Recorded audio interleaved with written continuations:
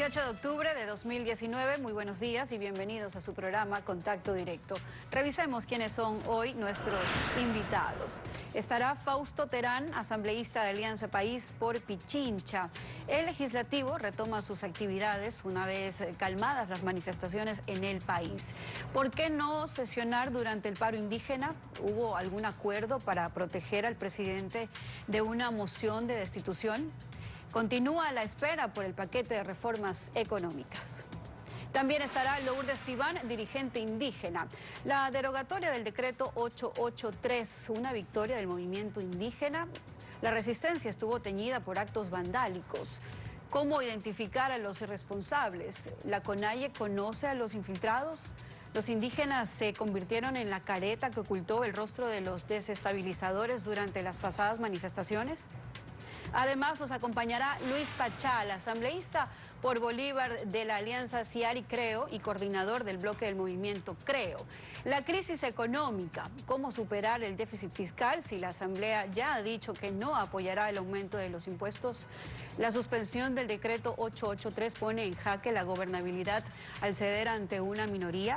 ¿Cuál será el rol del legislativo? El gobierno trabaja en un nuevo decreto para la focalización de los subsidios a los combustibles. Así lo anunció el ministro de Hidrocarburos, Carlos Pérez García. Según el funcionario, se quiere racionalizar el subsidio de las gasolinas Extra y Ecopaís, aunque todavía no se conocen valores y no hay decisiones sobre el diésel. En los próximos días, el Ejecutivo emitirá un nuevo decreto que establecería la focalización de los subsidios a los combustibles. No hay ninguna decisión tomada todavía en relación al tema. Antes de viajar la mañana de este jueves para reunirse con autoridades de la Amazonía, el ministro de Energía y Recursos Naturales, Carlos Pérez, se refirió al tema en el aeropuerto de Quito, en Tababela. El acuerdo que se ha llegado con los líderes indígenas es que se trabaje con la gasolina extra y que trate de evitarse incrementar los precios del diésel. Sobre el subsidio al diésel, el funcionario precisó que aún no hay una decisión en firme. Vamos a ver si llegamos a un acuerdo, si es que se puede hacer algo con el diésel.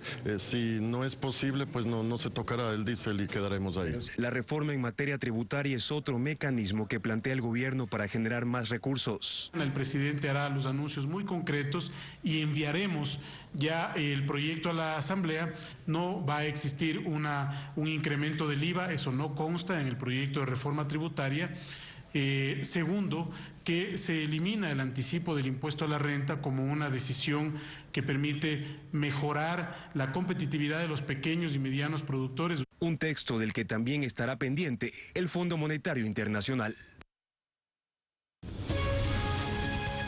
La actualidad, los protagonistas, el análisis y la información en Contacto Directo.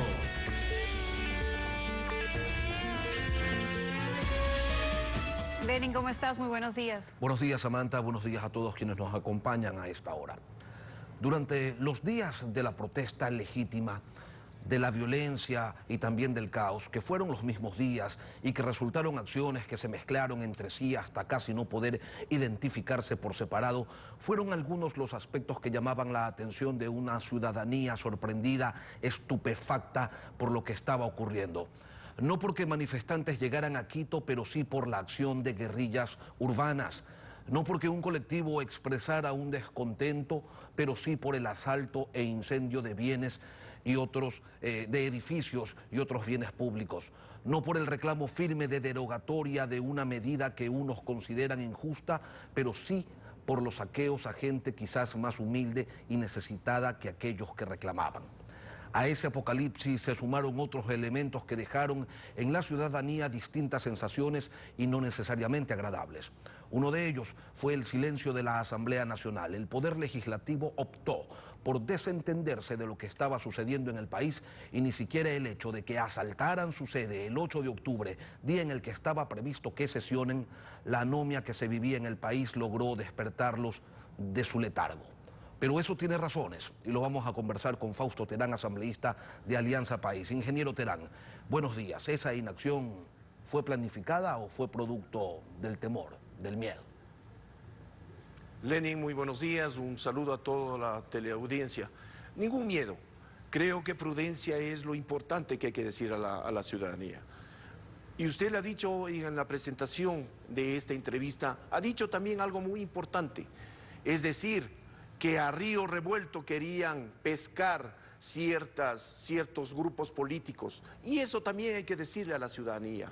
Teníamos reuniones constantes en la Asamblea, no sencillamente en nuestra institución, porque estaba sitiada. Sí teníamos que reunirnos en otros sitios, en otros lugares, y estábamos atentos a lo que pasaba en la ciudad. Pero lamentablemente ciertos actores políticos querían desestabilizar al gobierno, ciertos actores políticos querían que se reúna el pleno el día sábado a las 10 de la mañana como querían ellos, estaba convocado. Pero qué casualidad, que justo el día sábado comienzan ya a verse una maniobra de desestabilización, de violencia contra la ciudad, sitiarle totalmente. Eso es lo que querían. Ingeniero Terán, entonces, ¿no es un rumor aquello del golpismo, eso del intento desestabilizador, que no iba a alcanzar a concretarse solo con una movilización indígena? Para hacerlo realidad se hubiera necesitado de los operadores políticos, que los operadores políticos actúen, que los legisladores intervengan para hacerlo realidad. Le pregunto, ¿es por eso que se prefirió dejarlos nomás en sus casas a los asambleístas para evitar que en una concentración, en una sesión de pleno, pudieran llegar a mocionar la censura del presidente de la República? Lenin, una prudencia, no solamente dejarles en las casas, porque estaban todos los asambleístas en cada una de las ciudades. Tomen en cuenta de que parte o gran parte de los asambleístas son de provincias y tenían que trasladarse a la ciudad y no podían hacerlo. Por uno. La otra, los actores que yo estoy diciendo, actores políticos que están inmensos, internos, no solamente de las agrupaciones que ya se han manifestado y que la Fiscalía, la autoridad competente, tiene que llevar los procesos, sino que actores políticos, actores políticos internos. Vea, usted es un periodista muy bien informado y sabe de cuál. Y usted tiene inmunidad parlamentaria y puede decirlo sin problema. Lenin, una parte importante, la Fiscalía tiene ya datos importantes, que está siguiendo con los procesos. Eso es importante, que tiene que llevarlo. Y tenemos que desenmascarar a esos actores que dicen que están internamente, que dicen que están apoyándole al gobierno, pero lo que querían en ese momento es solamente para sus intereses muy personales. Yo lo quiero invitar a escuchar lo que dijo en este espacio Eliseo Azuero, legislador del Bloque de Acción Democrática Independiente, precisamente sobre estas intentonas. A ver, la mayoría móvil no apoya al gobierno, apoya la institucionalidad. Yo no soy gobernista, he criticado mucho al gobierno e inclusive en esta medida le he criticado por no haber consultado y no haber previsto lo que debía pasar. Para eso hay inteligencia, para eso tiene 1000 mecanismos para lograr saber lo que podría pasar luego de la erogación de esta medida. El acuerdo de gobernabilidad que tiene el oficialismo con otras bancadas legislativas no era un elemento lo suficientemente fuerte para que tengan ustedes la confianza de convocar e instalar a la Asamblea a fin de que emita un pronunciamiento o para que actúe en respaldo a la institucionalidad que se veía socavada por los acontecimientos. ¿O es que temían ustedes que en medio del caos se abriera un espacio para los pescadores a río revuelto? Usted dice, ciertos actores políticos, pero ¿eran mayoría? ¿Tenían los votos necesarios para desestabilizar al país? Lenin, lo que querían es que exista esta reunión para que el Pleno se reúna y de ahí sitiarle totalmente al Pleno y que exista un pronunciamiento de acuerdo al 130 de la Constitución que dice que pueden ser removido el presidente cuando existe conmoción social generalizada. Eso es lo que querían, plantear un cambio del orden del día y llevarlo a otros extremos. Y allí lo sí que no obligarlos se a aceptó. votar, y allí sí obligarlos a votar a favor de una destitución por temor a que se pueda afectar la integridad personal de los legisladores. ¿Es eso lo que me está diciendo? Más que integridad personal, lo que querían es sitiarle a la institución. Tomen en cuenta que días anteriores fue tomado y pacíficamente salieron de la institución. Pero querían que el pleno, se reúne el pleno y estaba convocado para el día sábado a las 10 de la mañana. Y asambleístas que estuvimos, bancadas de esta gran concertación nuestra, estuvimos reunidos. Y en un principio, y le digo, voy a ser infidente y que la ciudadanía lo sepa, estaba listo ya el orden del día y para que se pueda reunir. Y este asambleísta es el que se opuso a esa reunión, porque no había los elementos, y cuando supimos ya de parte de la Fiscalía y de la parte de la Contraloría ciertos elementos que nos daban a conocer de que eso era la intentona de golpe de Estado que querían hacerlo. Ahora, usted habla de grupos políticos intentando desestabilizar, dice que la Fiscalía irá recaudando ya las pruebas necesarias, pero ustedes también pueden ejercer control político dentro de la Asamblea, ¿lo van a hacer contra los desestabilizadores, contra los golpistas? Ya en el Pleno ha autorizado ya la conformación de una comisión que pueda investigar todo esto. Se le ha dado 30 días. Es importante que esa comisión multipartidista tenga los elementos suficientes para que se pronuncie. Tienen que ir gente con cabeza fría, que puedan coger todos los elementos suficientes y pueda presentar a la ciudadanía, al pueblo ecuatoriano, los elementos que por qué la Asamblea no pudo sesionar, por qué razón esta gran movilización indígena fue tomada solamente para desestabilizar al gobierno. Lo que querían es eso, el objetivo principal era eso. El gobierno dice que los intentos desestabilizadores no han terminado todavía. El presidente Moreno señala que hay grupos que están adquiriendo armas en la región sierra del país. Siguen pendientes de envío los proyectos con reformas tributarias y laborales. Uno de ellos se anuncia, se remitirá hoy a la Asamblea Nacional. La proforma presupuestaria del próximo año, y aunque también debía haber sido entregada, ya lleva un retraso de al menos 2 semanas. Y aunque parecería que las cosas están retornando a la normalidad, lo cierto es que estamos contra el tiempo y la situación económica no mejora. Ingeniero, en medio de todo esto, ¿cuál es el rol que ustedes van a jugar, ya que durante la crisis, por prudencia, dice usted, no pintaron para nada? Hay dos cosas, Lenny, que hay que decirle también a la ciudadanía. Totalmente desacertada la decisión del Ejecutivo. El hecho, primero, de montar o de anunciar medidas económicas sin que llegue a la Asamblea. Eso es crear un ambiente hostil en la ciudadanía. Después no consensuar, no socializar todas estas medidas tomadas. No estamos diciendo que no son necesarias para nivelar la economía del país, pero la forma como fue planteada.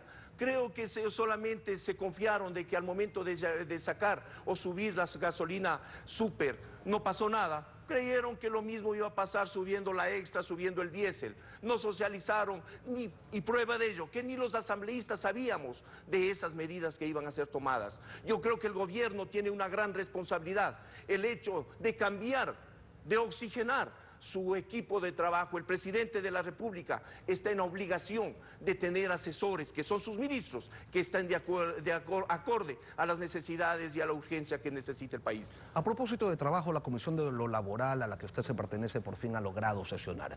Deben tratar el proyecto de reformas laborales, reformas que el FUT rechaza y ya adelanta que se movilizarán el próximo 30 de octubre, aunque no se haya entregado siquiera el proyecto a la Asamblea, aunque no conozcan el texto, igual llaman a las calles. Esto, le pregunto, ¿los pone bajo presión o les da lo mismo? Y se lo pregunto porque 5 meses no les importó no trabajar en la comisión porque no se ponían de acuerdo para cambiar de presidente. Entonces, hay la sensación, la percepción de que no es muy fácil que digamos conmoverlos a ustedes. No es así, Lenin. Usted sabe más que nada que hemos tenido que cambiar la actitud de una presidente que en ese momento estaba para que ponga actitudes y pueda dar un paso al costado. Y fue las bancadas que tenía, las diferentes bancadas, Social Cristianos, Creo, RC, y nosotros como parte de la bancada de AP que dimos una rueda de prensa diciendo o pidiendo de que se haga a un costado la presidenta en ese momento. Hoy el día de ayer ha sesionado con normalidad la Comisión de Trabajadores. Y hay que decirlo, llamar a una paralización, a una huelga el 30, que hemos salido, el país que ha salido ya después de 12 días de una paralización, volver a otra paralización, es ¿Acaso hice en beneficio de los trabajadores? Y como usted lo dice, Lenin, sin tener todavía conocimiento alguno de qué reformas vienen. Primero, lo que pido a esa dirigencia sindical es primero analizar los contenidos para después pronunciarse. Y también, no solamente criticar, decir no vale, no vale, sino criticar y dar también sus alternativas, que eso es lo que el país necesita de esta dirigencia responsable. Fausto Terán, asambleísta de Alianza País, gracias por venir a Contacto Directo. Gracias a ustedes. Y tras la pausa, Lourdes Tibán, dirigente indígena, las escenas de vandalismo durante las protestas contra el decreto 883. Los grupos indígenas fueron usados como distracción por bandas que buscaban quemar evidencias de actos de corrupción y desestabilizar al gobierno. Ya regresamos.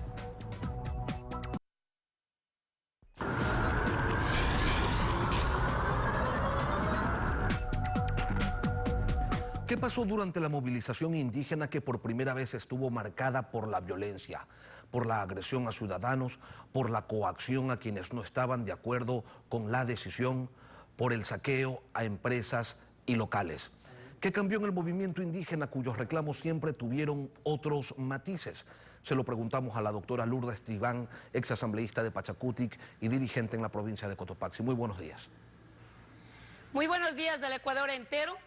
No solamente hay que hablar de violencia desde el lado que hemos visto físicamente, también el movimiento indígena se ha visto amenazada con graves declaraciones de xenofobia, racismo, odio a los pueblos y nacionalidades. Y efectivamente le quiero decir a los políticos que se pronunciaron que vengo desde los páramos y vamos a seguir viviendo en los páramos. No tenemos vergüenza de haber salido de los páramos y decirles al Ecuador que desde 1990 que participo en los levantamientos indígenas, nunca antes yo había tenido temor y sobre todo estar amenazada físicamente, psicológicamente, desde el interior de nuestro movimiento. ¿Qué significa eso? Que 30 años después del paro de la movilización de 1990, en esta única vez sentimos la infiltración directa de personas que sabemos claramente de dónde vienen, porque desde el 2 de octubre, cuando en la noche se activan las páginas de la Revolución Ciudadana, los guerreros digitales, transmitiendo las marchas nocturnas del 2 de octubre en Quito, Guayaquil y Loja, con un solo eslogan de Fuera Moreno, significa que aprovecharon de la movilización indígena. La CONAIE no se responsabiliza de tantos actos irracionales que se dieron en las movilizaciones, porque nosotros hemos hecho paros, marchas, movilizaciones, pero siempre en el marco de la resistencia, siempre pensando en que los objetivos que vamos a plantear es frente al gobierno y no un daño hacia nosotros. Por ello, quiero decirles a todo el Ecuador, primero, que el movimiento indígena ratifique en su lucha, la resistencia es nuestra, para el pueblo ecuatoriano. Dejamos a un lado la agenda indígena. Justo para el 15 de octubre se iba a dar una movilización indígena con una agenda propia, minería, educación, salud, territorio, etcétera. Pero esta vez pusimos la camiseta de la mayoría de los ecuatorianos. Digo la mayoría de los ecuatorianos porque no a todos les afectó el decreto 883. Hubo gente de la clase alta, la empresa privada, los de la derecha, gente que antes estaba en las calles con nosotros en Quito para defender la libertad y la democracia, hoy estaban al lado de la medida económica. Por eso digo yo, nos pusimos al lado y nos pusimos la camiseta de la mayoría de los pobres, de la mayoría de los afectados por la subida de la gasolina, y nuestro único objetivo en esta movilización fue la derogatoria del decreto 883. Ahora, y nada que ver con las intenciones golpistas que apareció en el camino tratando de pescar al río revuelto, con esto de causar conmoción social en el Ecuador, y lo lograron.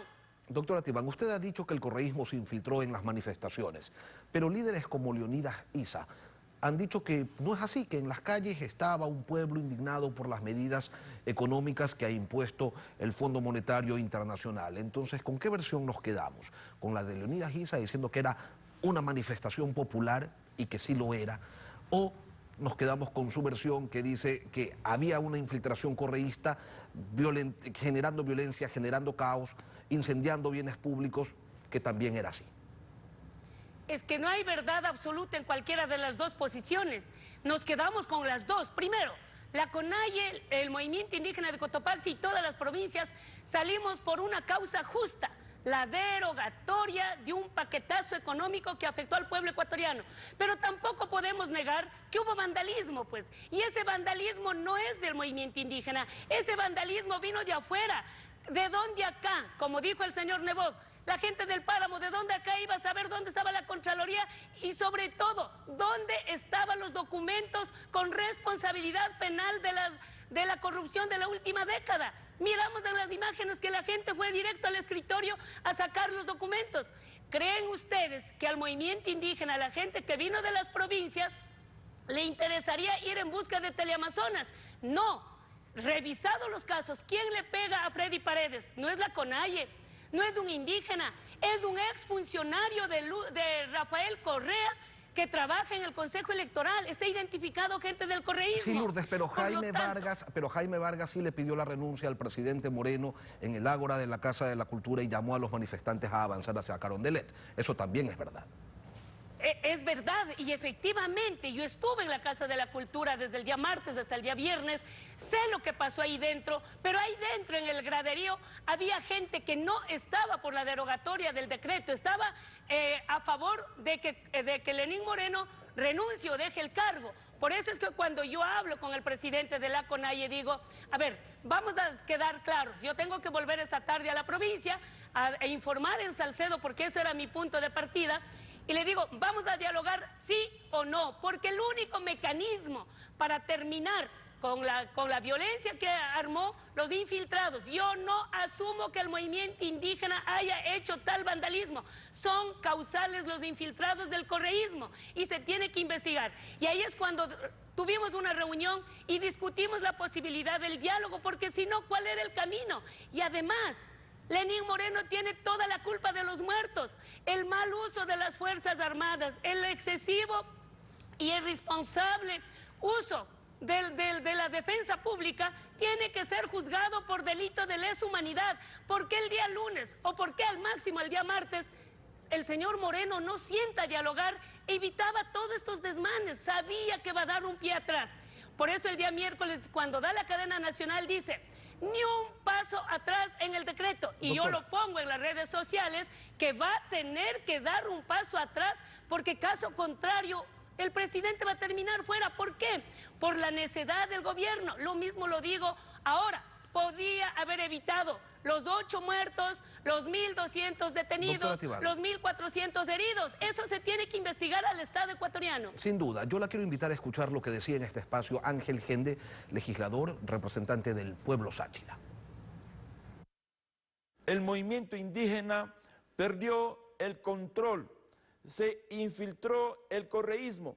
No solamente que vinieron a infiltrarse en la movilización del movimiento indígena, sino que también en la misma estructura al interior del movimiento indígena. Y es por eso que una asamblea de la CONAIE, desarrollada en Cotopaxi, se había manifestado que aquellos dirigentes indígenas que sirvieron al correísmo, que fueron parte del correísmo, tenían que nuevamente recuperar la confianza de las bases, y se les dio 3 años para que nuevamente vuelvan a tener la confianza. Pero ese acuerdo no se cumplió, y pudimos ver correístas infiltrados y también líderes indígenas que de una u otra manera tenían y mantienen aún esa parte de su corazoncito con el correísmo. Dos cosas, doctora Tibán. ¿Quiénes son esos dirigentes indígenas correístas que están a favor del caos y de la violencia? Y segundo, doctora Tibán, para que me conteste todo junto, al final de esta movilización parecería ser que el vandalismo le terminó dando más fuerza a la movilización indígena, que ese correísmo infiltrado los terminó beneficiando porque a la larga obligaron al gobierno a negociar y a ceder. ¿Esa es una lectura correcta o no? Dígame usted. No, es que los gobiernos para sentar a dialogar no deben esperar que haya vandalismo, pues. El Estado es el que pierde, la sociedad es el que pierde, pero el movimiento indígena no va a ser la última movilización que haga. El movimiento indígena volverá a hacer muchas más movilizaciones y tenemos que estar claros. ¿Acaso que el movimiento indígena preparó los famosos comités de defensa revolucionaria? Ellos activaron, el correísmo trabajó en los 10 años, gente en cada barrio. ¿Cómo se supone que en la Avenida La Prensa, en el antiguo aeropuerto, hubo vandalismo? ¿Creen ustedes que el movimiento indígena se trasladó a todos los sectores periféricos de la capital de la República? ¿Creen ustedes que el movimiento indígena vino con ese pensamiento de destruir Quito? No. Tampoco vino para quemar la Contraloría, vino por el decreto. Ahora, si Lenín Moreno esperó tremendo caos para dialogar, es un error del Estado, es un error del gobierno de no pensar que antes de que haya muertos se podía haber evitado, pero sentando a dialogar. Ahí tiene la responsabilidad los ministros que la CONAIE ha pedido la renuncia. Nosotros esperamos que el gobierno cierna su personal, vea en qué capacidad estaban de conducir un conflicto que se desarrolló a través de las movilizaciones, pero el movimiento indígena siempre luchará por la paz y seremos pacíficos. A los infiltrados, nunca más en el movimiento indígena. Lourdes Tibán, gracias por participar hoy en Contacto Directo. Gracias. Y cuando regresemos, Luis Pachala, asambleísta coordinador del bloque de Creo, ¿cómo legislar para reducir el déficit fiscal si a la par no se quiere perder votos para los comicios del 2021? Breve pausa y volvemos. Más que el silencio, la ausencia de poder legislativo durante la crisis de las últimas 2 semanas debe tener una razón que se explique más allá de la conducta cautelosa que ha expuesto el presidente de la Asamblea. Si hubo tanta cautela, debe existir un motivo poderoso y en esos días se lo expuso con claridad. El correísmo llamaba a muerte cruzada y a un adelanto de elecciones, pero con su sola mención no era suficiente, requerían de otras voluntades y al economista Luis Pachala, asambleísta por Bolívar, le queremos preguntar si hubo llamadas, acercamientos, el intento de consolidar un golpe de Estado con intervención legislativa como ocurrió en gobiernos pasados. Buenos días. Buenos días, Lenin. Buenos días, querido pueblo ecuatoriano. Por supuesto, ¿qué dice el artículo 130 de la Constitución? La Asamblea Nacional podrá destituir a la presidenta o al presidente de la República en los siguientes casos. 1, por arrogarse en sus funciones. 2, por grave crisis política y conmoción interna. Esta figura querían consolidar en el pueblo ecuatoriano. Por lo tanto, la Asamblea Nacional tenía 2 caminos: sesionar para sacar una resolución, la misma resolución que acabamos de sacar hace el día de ayer, el día de ayer, respecto a consolidar la democracia, respecto al llamar al diálogo, respecto a condenar lo que tenga que ver con los actos de violencia, reconocer la protesta social en el marco de la Constitución, conformar una comisión, en este caso multipartidista, etc. Esa era la resolución que debíamos nosotros sacar en la sesión que nosotros podíamos haber hecho en los días anteriores. O la otra opción era aplicar el 130. Pero ¿quiénes estaban atrás de eso? Pero economista, ¿los llamaron? ¿Hubo contactos? ¿Hubo acercamientos reales? El bloque Creo jamás se prestó. Ustedes conocen públicamente una rueda de prensa de los asambleístas de la Revolución Ciudadana llamando a que nosotros nos instalemos en sesión extraordinaria para justamente tomar decisiones frente a la supuesta existencia de una conmoción social. Todo era sorpresivo, todo era encaminado, todo era planificado. Como el ecuatoriano, como el quiteño se levantó tranquilo el día sábado en sus compras, en su diario vivir, en su caminar, en sus casas, y de pronto noticias de pánico que cortaban el agua, noticias en el sentido de que envenenaban el agua, en el sentido de que existe saqueo, en el sentido de que existe conmoción. Entonces, creo que hay indicios e indicios para que la Asamblea Nacional maduramente, responsablemente y con todo el cariño le digo a todos los ecuatorianos, la Asamblea supo lo que debe hacer y sabe lo que debe hacer. Hicimos responsablemente las acciones y nosotros no nos prestamos como demócratas, como republicanos, como liberales humanistas, no nos prestamos a ninguna insinuación, peor, a sesiones que querían llevar a un caos. No era bueno que la Asamblea se preste a poner más caos. Sí, lo entiendo, y se habla de golpismo, y legisladores como Mae Montaño proponen que se sancione al interior de la Asamblea a quienes buscaban sacar provecho de esa crisis. ¿Ustedes, en Creo, están de acuerdo con esa iniciativa de su ex compañera? Hay procesos y procesos. Hay cuestiones de la Fiscalía, hay cuestiones de la Contraloría, y para eso también está la comisión multipartidista que la Asamblea tomó decisión unánimemente a conformar, pero también la Asamblea Nacional blindó la democracia. Y creo que de eso debemos saber que el bien más preciado de todos los ecuatorianos son la democracia, la libertad, la paz, la unidad, la gobernabilidad. Y como he dicho, siempre, tanto que jodieron por poner a presidente a Lenín Moreno, ahora aguanten. ¿Por qué nosotros queremos desestabilizar?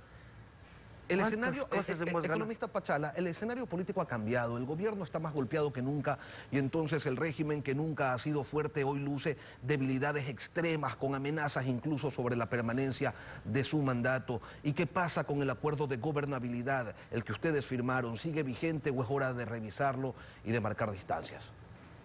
Por eso primero llamo a los ecuatorianos a curar las heridas, a unirnos, a pensar proactivamente. El país está indudablemente en crisis, tiene crisis social, desempleo, tiene crisis económica, hay un déficit fiscal, tiene crisis política, muy pocos